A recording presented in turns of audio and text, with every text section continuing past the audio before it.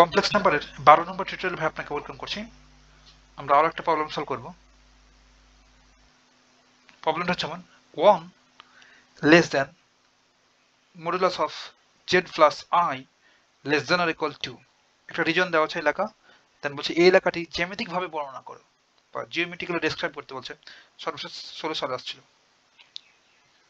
তো আমরা কাজটা শুরু করতে পারি। সলিউশন আমরা ধরে নেব, লেট ধরি any complex number Z equals to X plus iota Y, এবং আমাদের দেয়া আছে গিভেন রিজনটা হচ্ছে 1 less than modulus of Z plus iota less than or equal to, implies that simply আমরা জেড সমান যা জানি সেটা বসে দেবো। জেড ইকুয়ালস টু আমরা জানি x plus i y, any complex number, এটা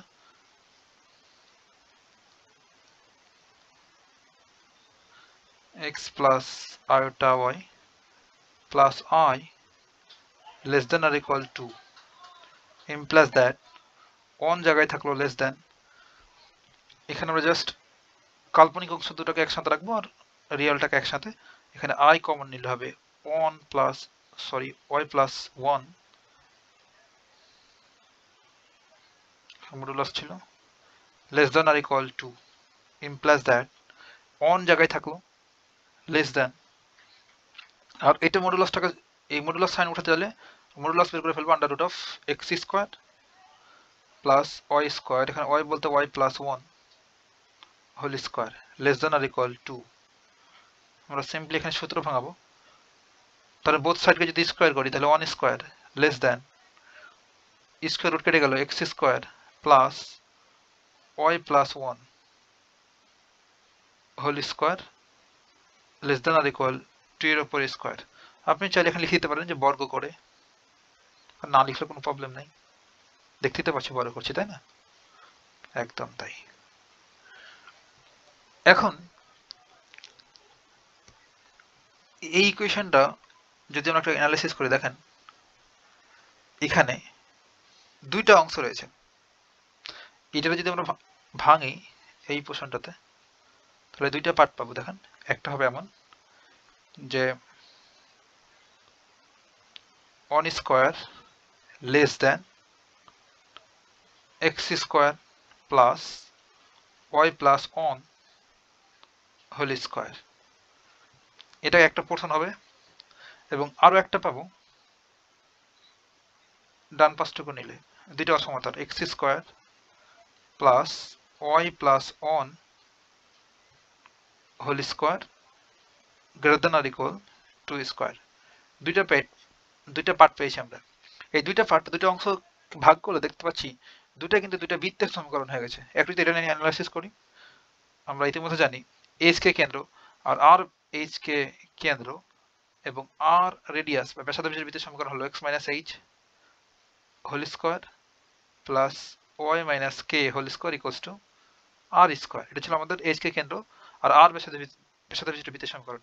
এটা যদি ওইভাবে সাজাই তাহলে আমরা লিখতে পারবো 1 square less than X minus zero whole square plus Y plus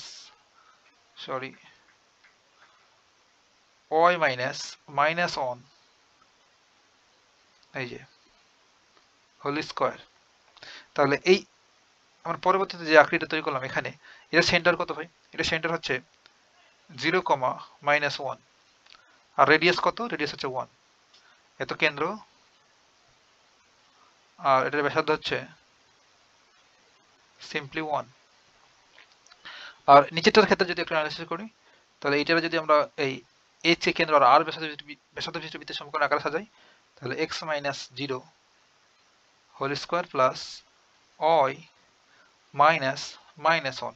এই প্লাসটাকে আমরা লিখতে পারবো মাইনাস মাইনাস প্লাস, আগেরটাই ফিরে আসে। Okay, whole square less than or equal to square. তো দেখেন তো ভাই, এখানে সেন্টারটা কত বা কেন্দ্রটা কত? এটার কেন্দ্র হচ্ছে 0, -1 এবং ব্যাসার্ধটা হচ্ছে, এখানে আর এর ভ্যালুটা হচ্ছে 2, আর স্কোয়ার মানে দেখেন 2 স্কোয়ার, তাই না? একদম তাই। এখন দুটো বৃত্তের ক্ষেত্রে যদি লক্ষ্য করি সেন্টারটা একই 0,-1 0,-1 বাট রেডিয়াস আর ব্যাসার্ধটা আলাদা। তাহলে এখন আমরা একটু বৃত্ত ড্র করব, দুটো বৃত্ত ড্র করব যেটা সেন্টার হচ্ছে একই বিন্দুতে হবে আর রেডিয়াসটা আলাদা আলাদা হবে। তাই দুটো বৃত্ত মিন করবে বাট একই বিন্দুতে থাকবে বা সেন্টারটা একই হবে। আমরা যদি এখানে এক্স অ্যাক্সিস এবং ওয়াই অ্যাক্সিস ড্র করি মাউস বরাবর, এটা এক্স অ্যাক্সিস এটা ওয়াই অ্যাক্সিস,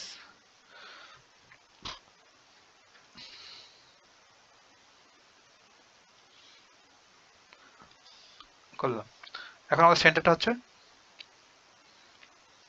0,-1 এর অর্থ হচ্ছে এক্স এর ভ্যালু হচ্ছে এক্স হচ্ছে 0 আর ওয়াই হচ্ছে -1, তাই না?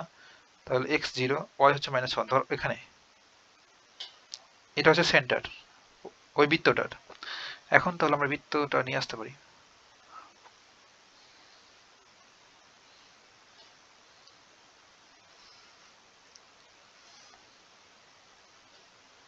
এই যে সেন্টার,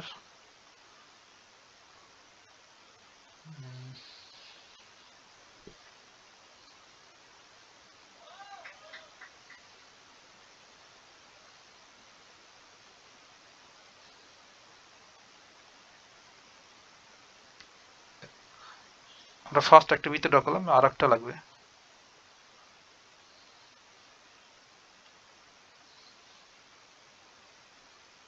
যেটা সেন্টার ওই বিন্দুতেই থাকবে। ওকে,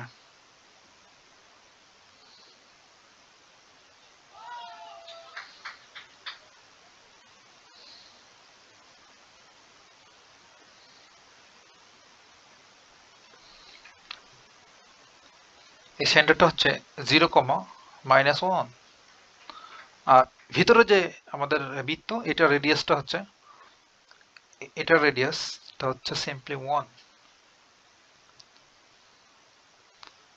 অর্থাৎ এখান থেকে এই পোর্শনটুকু এটা হচ্ছে 1 রেডিয়াস, আর পরবর্তী যে বৃত্ত আমরা ড্র করলাম এই সেন্টার থেকে এটা,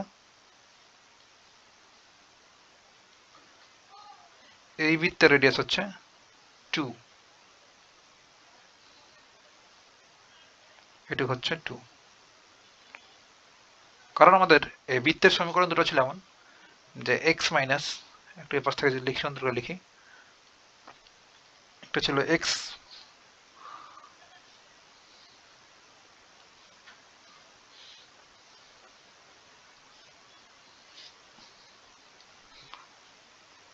one square less than X square plus, সুন্দর ফরম্যাটে যদি X minus 0 whole square plus Y -1 এইটার হোল স্কোয়ার, এটা ছিল আমাদের একটা বৃত্ত। তাহলে এই বৃত্তটা হচ্ছে এই ভেতরেরটা এবং আর একটা বৃত্তের ইকুয়েশন ছিল এক্স মাইনাস 0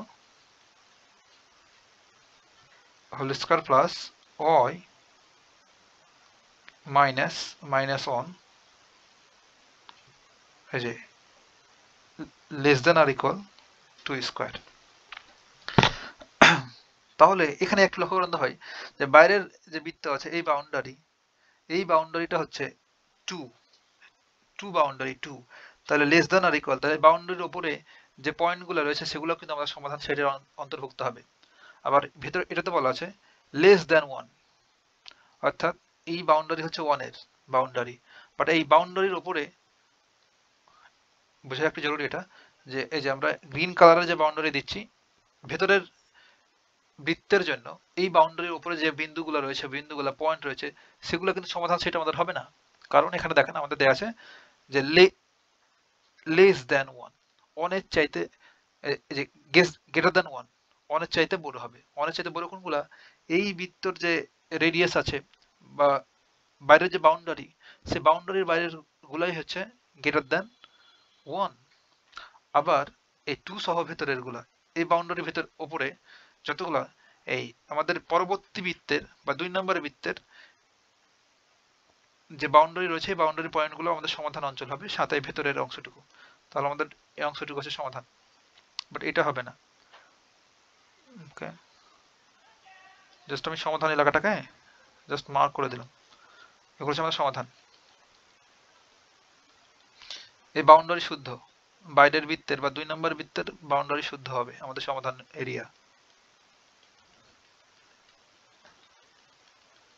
বাট ভেতরের বৃত্তের বাউন্ডারি কিন্তু না। এটা হচ্ছে আমাদের কাঙ্ক্ষিত figure geometrically of this reason or area. আর এই যা কথাবার্তা বললাম ভাই, এই কথাবার্তাগুলোই কিন্তু একটু বাংলায় লেখা আছে আপনার বইতে, একটু লিখে নেবেন সুন্দর করে। প্রায় 10 মিনিট হয়ে গেছে, দ্যাটস কথা হবে নেক্সট টিউটোরিয়াল। বুঝতে পারলাম?